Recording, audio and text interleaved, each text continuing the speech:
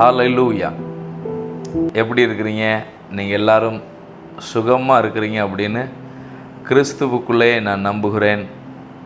இந்த நாள் கர்த்தருடைய ஓய்வு நாள், கர்த்தரை தொழுது கொள்கிற நாள். ஆமென். நீங்கள் எல்லாரும் சர்ச்சில் தேவனை உயர்த்தி மகிமைப்படுத்தி கர்த்தரை ஆராதித்திருப்பீர்கள் என்று நம்புகிறேன். ஓய்வு நாள் என்பது மிக முக்கியமான ஒன்று. தேவ பிள்ளைகள் நாம் அதை மிகுந்த கனமுள்ளதாக நாம் அதை அனுசரிக்க வேண்டும். சிலர் கூடி வருதலை விட்டு விடுகிறது போல நீங்களும் விட்டு விடாதிருங்கள் என்று வேதம் சொல்கிறது. ஸோ நீங்கள் ஆராதனைக்கு சென்று தேவனை ஆராதிப்பது மிக முக்கியமான ஒன்று.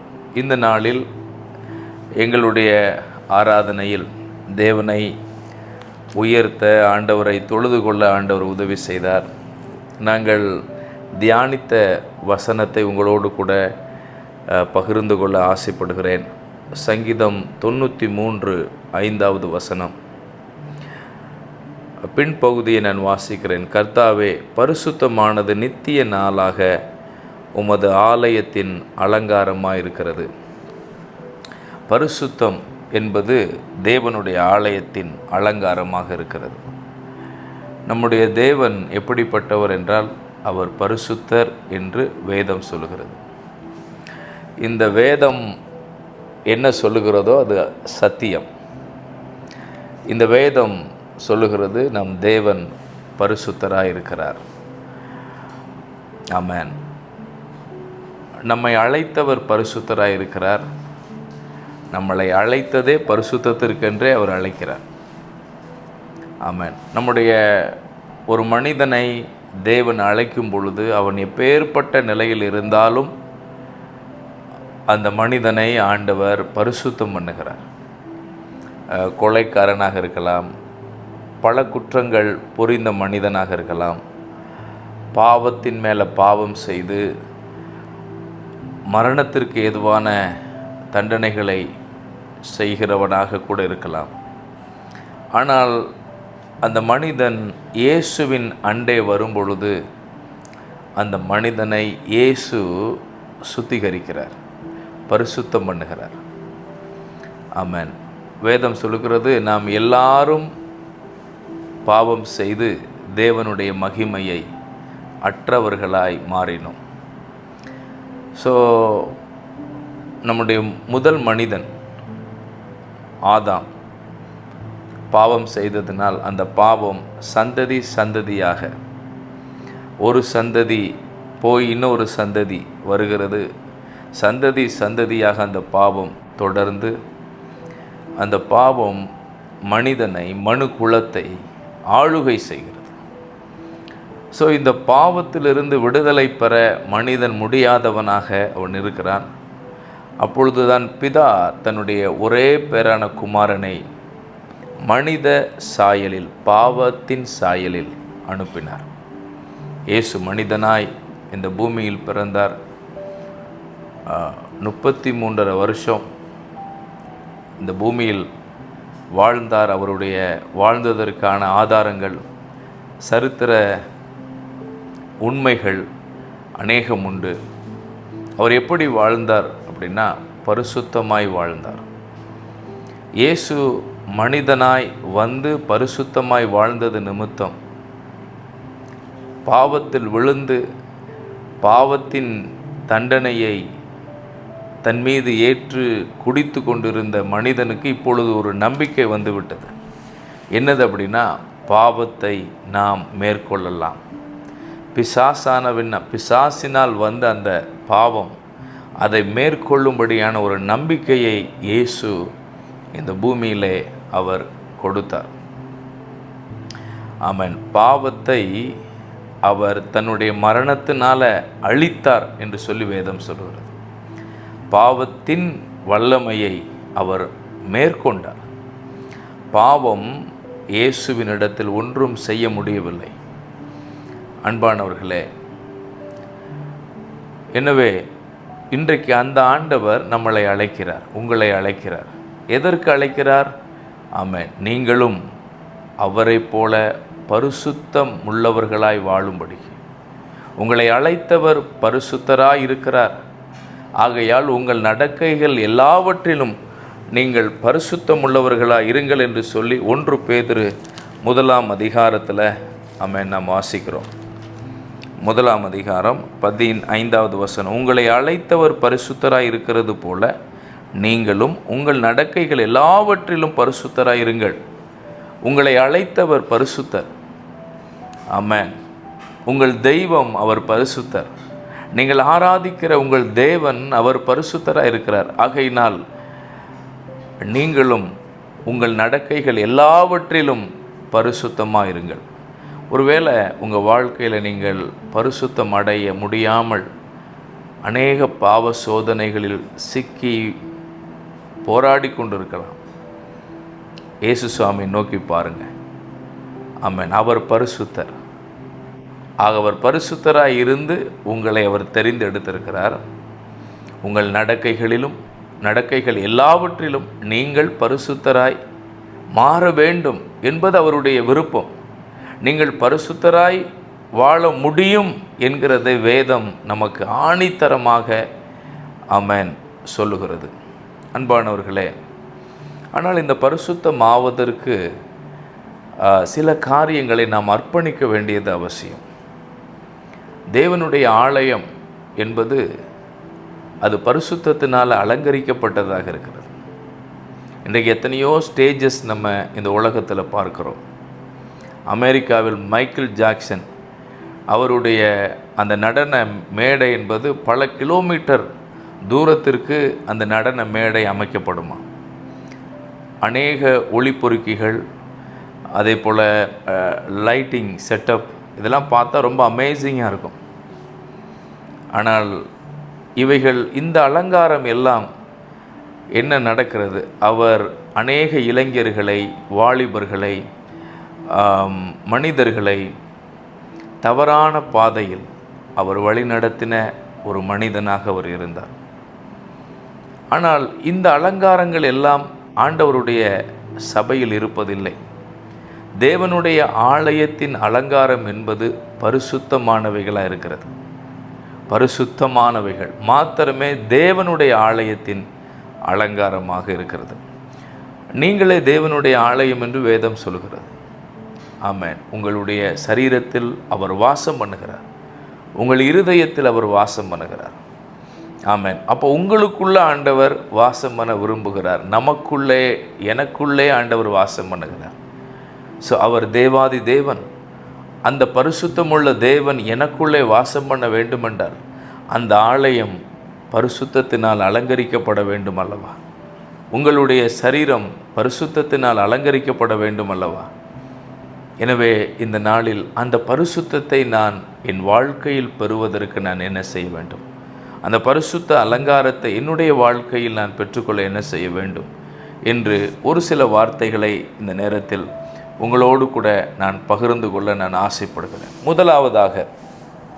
முதலாவதாக நம்முடைய வாழ்க்கையில் பரிசுத்தமான அலங்காரத்தை பெற்றுக்கொள்ள நாம் என்ன செய்ய வேண்டும்? ரோமர் 12 அதிகாரத்தை நாம் நம்முடைய தியானத்திற்காக திருப்பிக் கொள்வோம். ரோமர் 12 அதிகாரம். அதில் ஆமென் 2வது வசனத்தை நான் வாசிக்கிறேன். நீங்கள் இந்த பிரபஞ்சத்திற்கு ஒத்த வேஷம் தெரியாமல் தேவனுடைய நன்மையும் பிரியமும் பரிபூரணமான சித்தம் இன்னதென்று பகுத்தறியத்தக்கதாக உங்கள் மனம் புதிதாகிறதுனாலே மறுரூபமாகுங்கள். உங்கள் மனம் புதிதாகிறதுனாலே மறுரூபமாகுங்கள். மனம் புதிதாக வேண்டும். மனம் புதிதாக வேண்டும். இதே வசனம் ஆங்கிலத்தில் do not conform to the pattern of this world but be transformed by the renewing of your mind.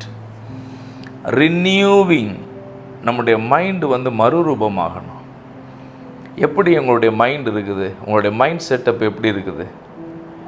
இன்றைக்கு மைண்ட் செட்டப்பில் ஒரு மாற்றம் வேண்டும். என்னுடைய மைண்டு, அநேக சிந்தனையினுடைய ஒரு கோர் தான் மைண்டு. மைண்டுக்கும் ஹார்ட்டுக்கும் ஒரு பெரிய ஒரு லிங்க் இருக்குது.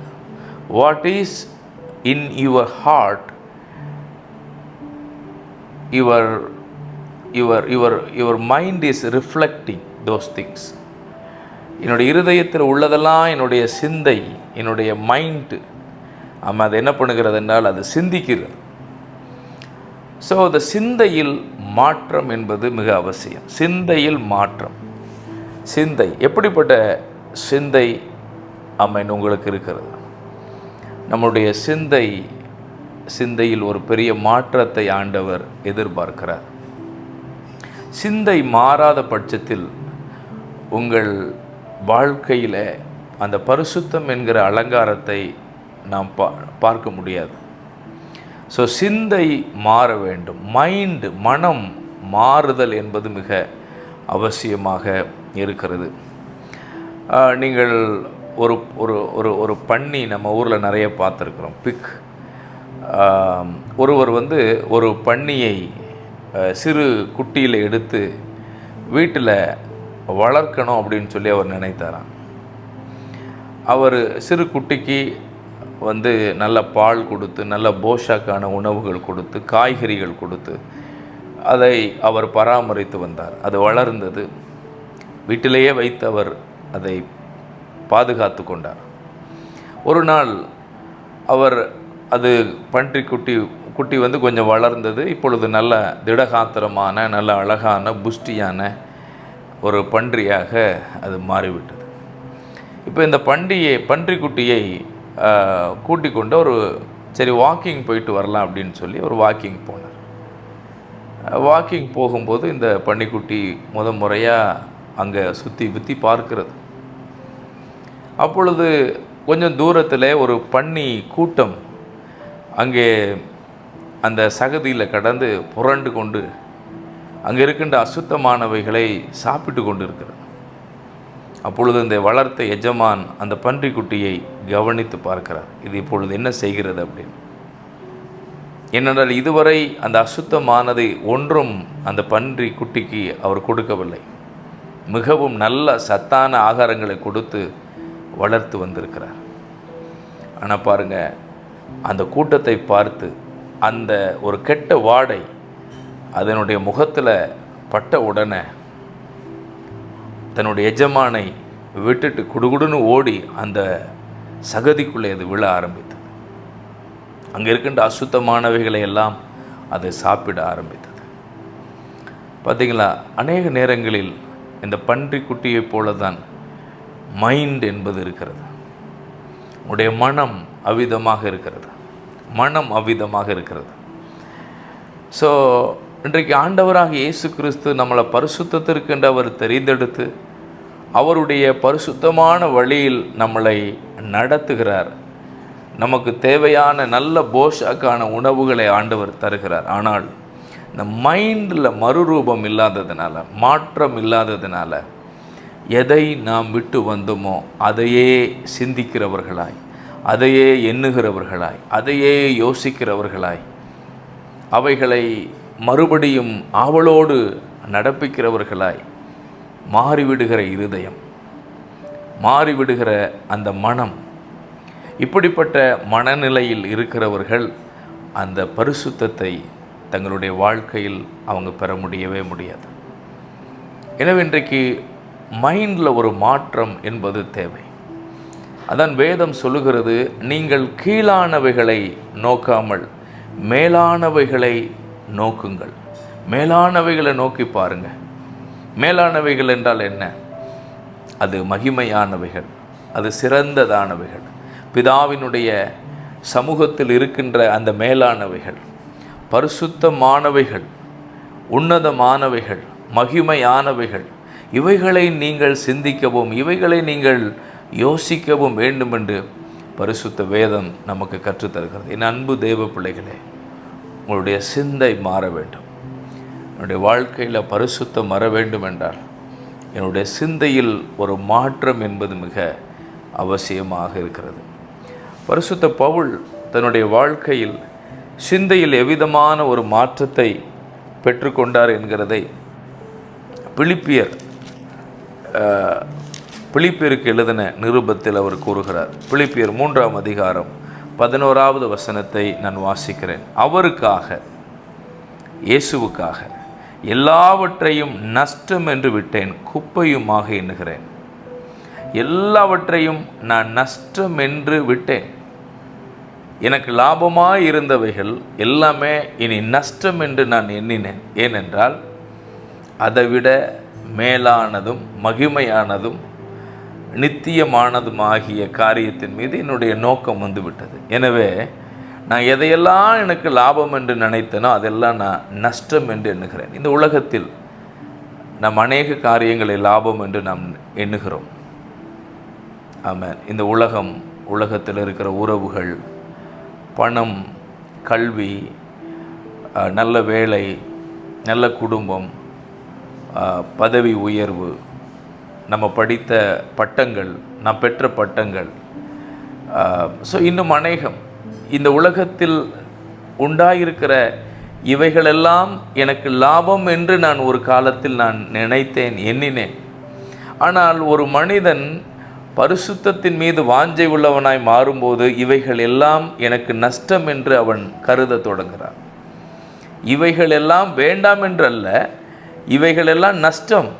இப்போ எனக்கு இதை விட மேலானது ஒன்று எனக்கு தேவை. எனவே நான் அதை நோக்கி நான் ஓடப் போகிறேன், அதை நோக்கி நான் பயணப்பட போகிறேன், அதை பெற்றுக்கொள்ளும்படிக்கு நான் பிரயாசப்பட போகிறேன் என்று நான் அதை பார்க்கிறோம். 12வது வசனத்தில், நான் அடைந்தாயிற்று அல்லது முற்றும் தேறினவனானேன் என்று எண்ணாமல் கிறிஸ்து இயேசுவினால் நான் எதற்காக பிடிக்கப்பட்டேனோ அதை நான் பிடித்து கொள்ளும்படி ஆசையாய் தொடர்கிறேன். நான் எதை பெற்றுக்கொள்ள வேண்டும் என்று தேவன் என்னை அழைத்தாரோ அதை நான் பெற்றுக்கொள்ளும்படி ஆசையாய் நான் தொடர்கிறேன். எதை பெற்றுக்கொள்ளும்படி தேவன் நம்மளை அழைத்தார்? அவருடைய பரிசுத்தத்தை.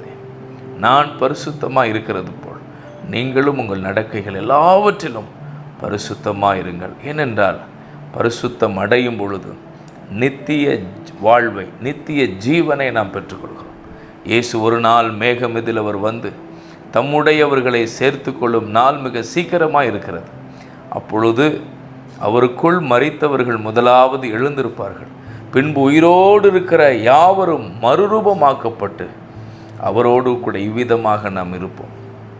அதன் பின்பு 1000 ஆண்டுகால அரசாட்சி இந்த பூமியில் இயேசுவால் செய்யப்பட போகிறது.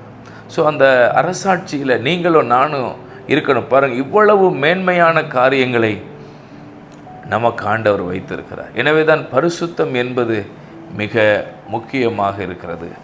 அன்பானவர்களே, அது கீழே நம்ம வாசிக்கிறோம் 13வது வசனத்தில், சகோதரரே அதை பிடித்து கொண்டேன் என்று நான் எண்ணுகிறதில் ஒன்று செய்கிறேன், பின்னானவைகளை மறந்து முன்னானவைகளை நாடி. பின்னானவைகளை நான் மறந்து முன்னானவைகளை நாடுகிறேன். எனக்கு பின்னாடி நான் இழந்தவைகள், பெற்றுக்கொண்டவைகள், எனக்கு இருந்த துன்பங்கள், துயரங்கள், கண்ணீர், வேதனை, நான் பட்ட எல்லா சஞ்சலங்கள் எல்லாவற்றையும் நான் மறந்து நான் ஒரே ஒரு காரியத்தை தான் நான் செய்கிறேன். முன்னானது, எனக்கு முன்பாய் நான் பெற்றுக்கொள்ள வேண்டியதை நோக்கி நான் ஓடுகிறேன்.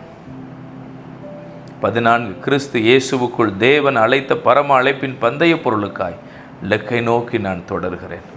என்னுடைய இலக்கை நோக்கி நான் தொடர்கிறேன். அன்பானவர்களே, உங்களுடைய இலக்கை நீங்கள் அறிந்திருக்கிறீர்களா? உங்களுடைய கிறிஸ்தவ ஜீவியத்தில் ஒரு இலக்கு என்பது உண்டா?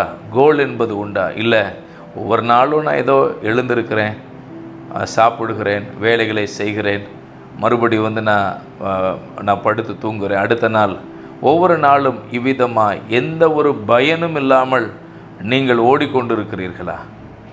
ஆண்டவரை தேடுகிற பிள்ளைகளுக்கு தேவன் ஒரு இலக்கை கொடுக்கிறார். There is a goal to reach and to achieve. What is that? That is the holiness. That is the eternity, everlasting life. Yes, ஆண்டவர் நமக்கு முன்பாக ஒரு பெரிய ஒரு வாக்குத்தத்தத்தை தந்திருக்கிறார். இந்த தேசம் சந்திக்கப்பட வேண்டும். கர்த்தர் உங்களை பயன்படுத்த அவர் சித்தமாக இருக்கிறார். உங்களை தேவன் மேலோங்கி வர தேவன் சித்தமாக இருக்கிறார். அன்பானவர்களே, பின்னானதை நீங்கள் தூக்கி போடுங்கள், பின்னானதை மறந்து முன்னானதை தேடுங்க. அவர் உங்களுக்காக வைத்த அந்த பரம அழைப்பை நோக்கி நீங்கள் ஆவலோடு கூட நீங்கள் தொடரும்படி அன்போடு நான் கேட்டுக்கொள்கிறேன். அன்பானவர்களே, 18வது வசனத்தில் நான் வாசிக்கும்போது, ஏனெனில் அநேகர் வேறு விதமாய் நடக்கிறார்கள், அவர்கள் கிறிஸ்துவின் சிலுவைக்கு பகைஞர் என்று உங்களுக்கு அநேக தரம் சொன்னேன், இப்பொழுதும் கண்ணீரோடு சொல்லுகிறேன். அவர்களுடைய முடிவு அழிவு, அவர்களுடைய தேவன் வயிறு, அவர்களுடைய மகிமை, அவர்களுடைய லெச்சையை, அவர்கள் பூமிக்கு அடுத்தவைகளை சிந்திக்கிறார்கள். அவர்களுடைய சிந்தை, அவர்களுடைய மனம் எதை சிந்திக்கிறது என்றால் இந்த பூமிக்கு அடுத்தவைகளையே சிந்திக்கிறது. இன்றைக்கு ஆண்டவர் அவைகளில் இருந்து உன்னதமானவைகளை சிந்திக்கும்படிக்கு உங்களை அழைக்கிறார்.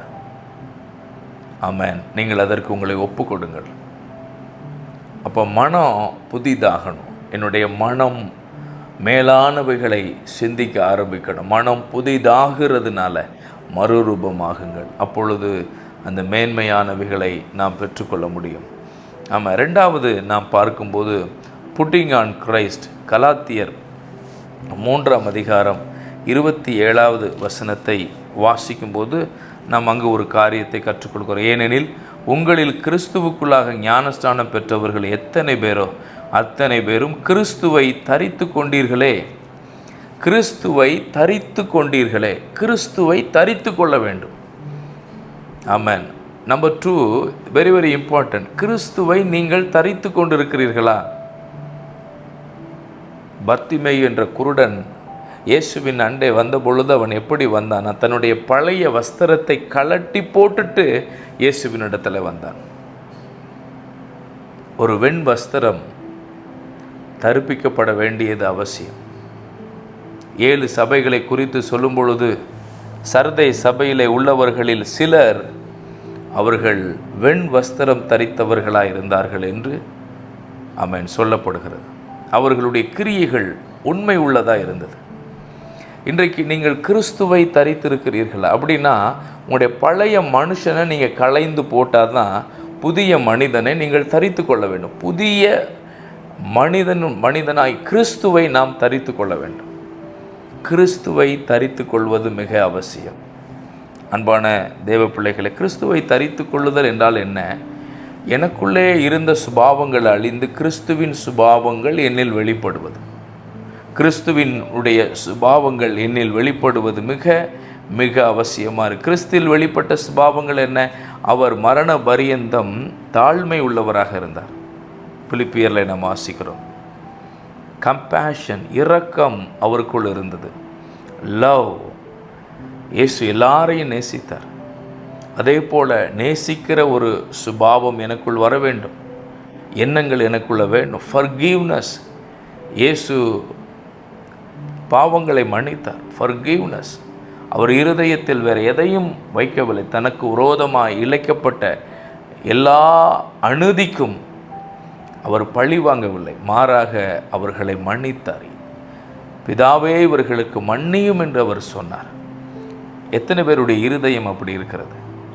மன்னிக்கிற இருதயம், தாழ்மையின் இருதயம், அன்புள்ள இருதயம், இரக்கமுள்ள ஒரு இருதயம். He became servant. Jesus came to this world and he became a servant. அவர் ஒரு அடிமையின் கோலமாக அவர் மாறினார். பிறருக்கு உதவி செய்ய அவர் ஆரம்பித்தார். பொறுமை அவருக்குள் இருந்தது. Self control. அவர் எல்லாவற்றையும் அவர் வேண்டும் என்று அவர் சொல்லவில்லை. அவர் மிகவும் பொறுமையாக இருக்கிறதை நாம் பார்க்கிறோம். ஆமென். Obedience to heavenly father.